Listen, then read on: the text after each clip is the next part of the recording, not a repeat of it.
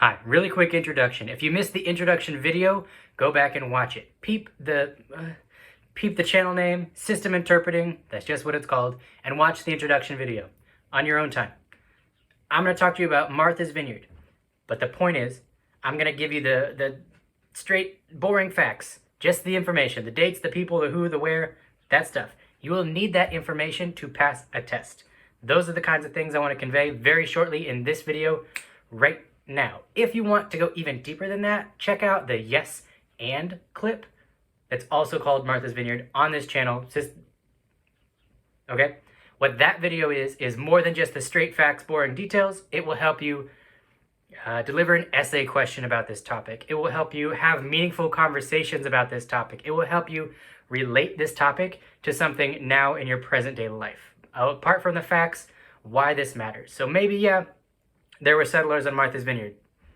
Yes? And watch that video to find the answer to that question. Okay, roll the clip. I want to discuss with you a few of the things you're learning about Martha's Vineyard and Martha's Vineyard Sign Language. What Martha's Vineyard is it's an island in the state of Massachusetts off the East Coast.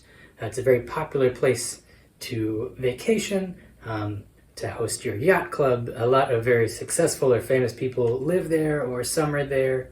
The Obamas live there, as an example of the type of person you might meet if you wandered around Martha's Vineyard today. But we're not concerned about Martha's Vineyard today. We're thinking all the way back to the very beginning. Martha's Vineyard was settled officially in 1602. To give you some context of what else was going on around that time, the settlement of Jamestown, 1607. So we're even predating Jamestown. When European settlers landed on this island, right there near Cape Cod, they carried with them, without knowing it, the gene for deafness. Do you know this already? About different causes of deafness. It can happen by sickness, it can happen by accident, it can happen, you're just born with it. One of the ways you can be just born with it is if one or both of your parents carry a gene that causes a part of your outer or middle or inner ear to be missing or to be malformed or to simply not connect to the brain the way other inner ears do. That is genetic. They carried that gene. Not one person from each family was a settler that got on a boat from Europe and landed in the New World. Whole families uprooted and went. So whole families who carried that gene landed in Martha's Vineyard. So as they began to have families and expand and their population grew and grew and grew, it grew with the recurrence of deaf people. There were a lot of deaf people that lived on the island. So you either were deaf yourself or were the family member of a deaf person. We know from what we look around in today's world, the people who learn sign language are those who are closely related to deaf people or who are deaf themselves. That's always been true, and Martha's Vineyard is a great example of that. So we have an island densely populated with deaf people or people very close to deaf people. Maybe if you don't have a deaf person in your family, you're certainly neighbors with one. So those are all the groups that we know that commonly learn sign language to begin with. These people did not think about deafness as a disability in any way. It was commonplace to know someone who used sign language instead of spoken English to communicate. So everybody on this island used sign language. Historically, we refer to this place as a deaf utopia, a perfect hypothetical world. At the center of the island was Chilmark, and many deaf people flocked there. Because there were so many deaf people on the island, it benefited everybody to know sign language. So the question is, were they using American Sign Language?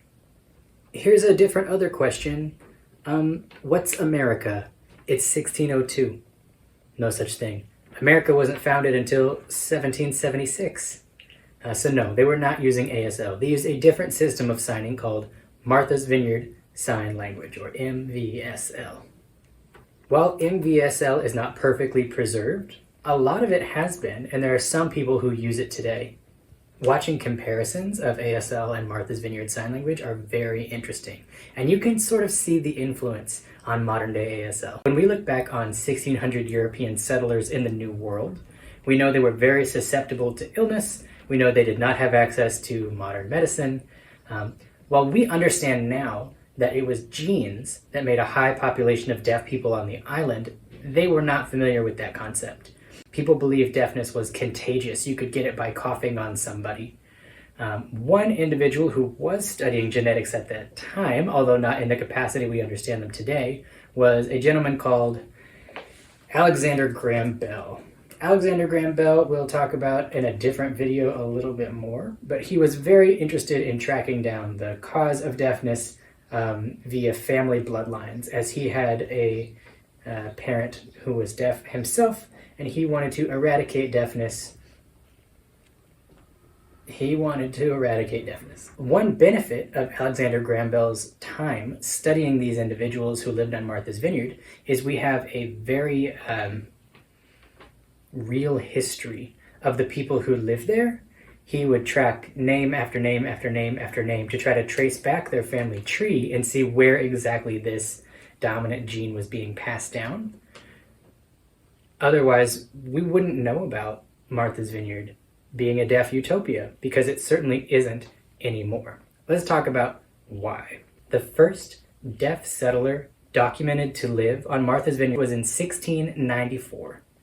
So on paper, that's when the deaf utopia began. And it ran until the mid-1800s. So what happened in the early 1800s to start this decline in the deaf population on the island? Well, April 15th, 1817, Thomas Gallaudet founded the American School for the Deaf and sequentially created American Sign Language with Laurent Clerc, who came from France, to aid his practice. And then shortly after, in 1864, his son, Edward Minor Gallaudet, founded Gallaudet University.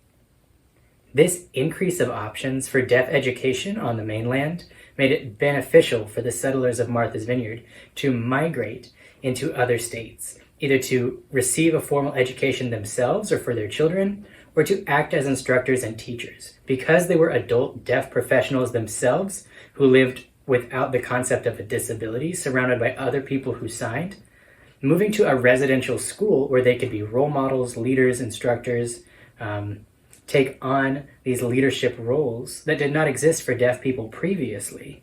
It just made sense to integrate into grow the population of educated and successful deaf adults throughout America. That's why we see a decline in the population as early as 1820s, really.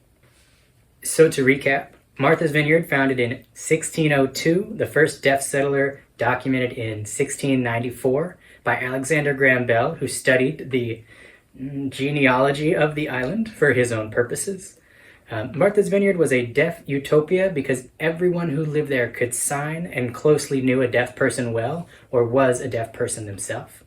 The decline in the population resulted in more opportunities on the mainland for deaf education. And now you know.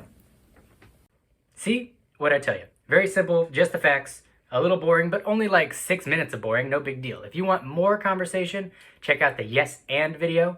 Check out the description for a very short synopsis. Maybe that will help you if you learn more by reading than by watching or listening. Comment, subscribe, like, whatever. If we're not talking about something you want to know about, put that in the comments. I'll respond, or I'll make a video about it. I don't want you to fall behind. You can do this. Hey, you can pass high school ASL. I'll help you.